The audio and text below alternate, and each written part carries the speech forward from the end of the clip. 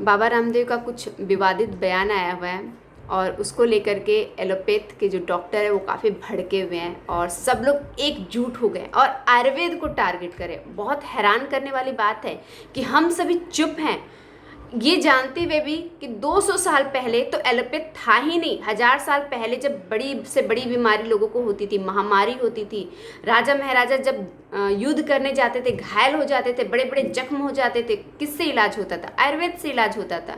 लेकिन अब तो हैरानी होती है कि जनता एलोपैथ के बारे में बात करती, उसकी बड़ाई करती, ये जानते हुए भी। आप कोई भी एलोपैथिक मेडिसिन ले लीजिए, उसका साइड इफ़ेक्ट पढ़िए। अगर आप साइड इफ़ेक्ट पढ़ेंगे तो आप उस मेडिसिन को हाथ भी नहीं लगाएंगे। और कई लोग ऐसे हैं जो आयुर्वेद पर 100% बिलीव करते हैं और कई लोग ऐसे जो आयुर्वेद पर 1% भी बिलीव नहीं करते। तो ये एक विवाद का विषय हो जाता है। सबसे बड़ी बात, बाबा रामदेव आयुर्वेद से जुड़े हैं, लेकिन आयुर्वेद बाबा रामदेव से जुड़ा हुआ नहीं है। जब बाबा रामदेव इस दुनिया में नहीं थे तब भी आयुर्वेद था। तो फिर बाबा रामदेव के नाम पर आयुर्वेद को क्यों टारगेट किया जा रहा है? ये मुझे बिल्कुल अच्छा नहीं लग रहा है, क्योंकि जब बाबा रामदेव थे नहीं तब भी आयुर्वेद था। लेकिन फ़र्क इतना है कि लोग आयुर्वेद को भूलते जा रहे हैं और लोगों का जो झुकाव है वो एलोपैथ की तरफ ज़्यादा है और आयुर्वेद को भूल गए। आयुर्वेद हमारे देश की संस्कृति है, हमारे पूर्वज की धरोहर है। हमारे ऋषि मुनि आयुर्वेद को लेकर के बखान किए कि कैसे आयुर्वेद से हम बड़ी से बड़ी बीमारी को ठीक कर सकते हैं, और इसी चीज़ को टारगेट किया जा रहा है। आयुर्वेद को नीचा दिखाया जा रहा है, एलोपैथ के डॉक्टर आयुर्वेद को नीचा दिखा रहे हैं और ये भूल जा रहे हैं कि जब एलोपैथ नहीं था तो आयुर्वेद से ही लोगों का इलाज होता था और लोग ठीक भी होते थे। बहुत सारे ऋषि मुनि आयुर्वेद की पुस्तक लिखे हैं, उसमें छोटी से छोटी बातों को लिखे हुए हैं कि कैसे घरेलू चीज़ों से लोगों का इलाज कर सकते हैं। हमारे रसोई में ही बहुत सारी ऐसी चीज़ें हैं जिससे हम अपने छोटे मोटे बीमारी को ठीक कर सकते हैं, इवन कि बड़ी से बड़ी बीमारी को ठीक कर सकते हैं। अगर आयुर्वेद का चर्चा कर रहे हैं तो इसमें बहुत बड़ा नाम महर्षि वाग्भट जी का है, जो आयुर्वेद के बारे में बहुत सारे पुस्तक लिखे हैं और उसी को पढ़ करके राजीव दीक्षित जी लोगों को जागरूक कर रहे थे कि कैसे आप अपने रसोई में से, रसोई के सामान से जो आप अपने खाने में इस्तेमाल करते हैं, उससे आप अपनी बीमारी से छुटकारा पा सकते हैं।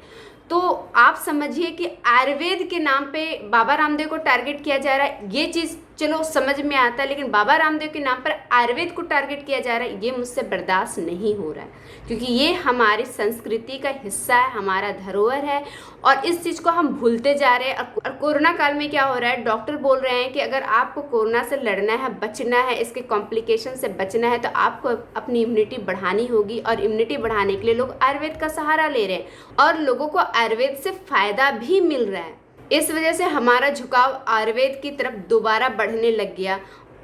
ऐसा नहीं है कि आयुर्वेद के नाम पर सिर्फ पतंजलि का ही दवाई बिका है, कोरोनिल बिका है, ऐसा कुछ नहीं है। डाबर का भी आप देखते होंगे, इम्यूनिटी बूस्टर के नाम पर बहुत सारे मेडिसिन आए हैं।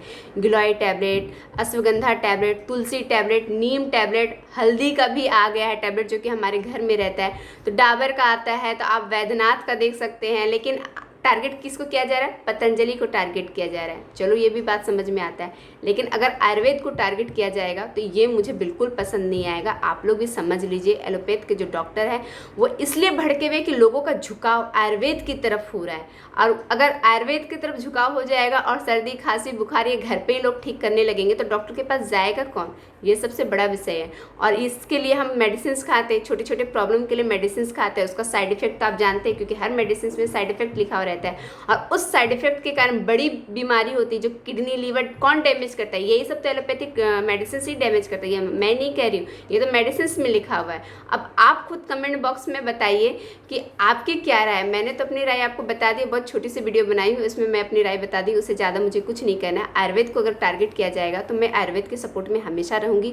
मैं बाबा रामदेव या पतंजलि के सपोर्ट की बात नहीं कर रही हूँ, मैं आयुर्वेद की सपोर्ट बात कर रही हूँ। मैं आयुर्वेद की सपोर्ट में हमेशा रहूँगी। एलोपैथ का एक अलग रोल है, एलोपैथ इमरजेंसी केस के लिए, लेकिन उसके लिए भी क्या फॉर्म में साइन करवाते हैं। अगर कुछ 19-20 कुछ भी हो गया, अगर पेशेंट को कुछ भी हो जाता है तो उसका जिम्मेदार डॉक्टर नहीं है। ये साइन करवा करके एलोपैथ के डॉक्टर मरीज को इलाज करते हैं। मरीज को अगर आप भर्ती करने जाएंगे हॉस्पिटल में तो बिना आपके साइन के वो मरीज को भर्ती नहीं करेंगे। किस बात का साइन? अगर मरीज को ट्रीटमेंट के दौरान कुछ हो जाता है तो इसका जिम्मेदार डॉक्टर नहीं है। तो जब डॉक्टर ही गारंटी नहीं लेता है कि वो एलोपैथ से मरीज को बचा सकता है, तो फिर ये डिबेट किस बात का है, मुझे खुद समझ में नहीं आ रहा है। हमें आयुर्वेद को सपोर्ट करना चाहिए। ऐसा ना हो कि बाबा रामदेव को टारगेट करने के चक्कर में अगर आयुर्वेद को टारगेट किया जा रहा है कि आयुर्वेद किसी काम का नहीं है, तो ये समझ लीजिए ये हमारे लिए खतरे की घंटी है, क्योंकि लोगों का झुकाव आयुर्वेद की तरफ हो रहा है और आयुर्वेद और योग के कारण हज़ारों लाखों करोड़ों लोगों की जान बच रही है।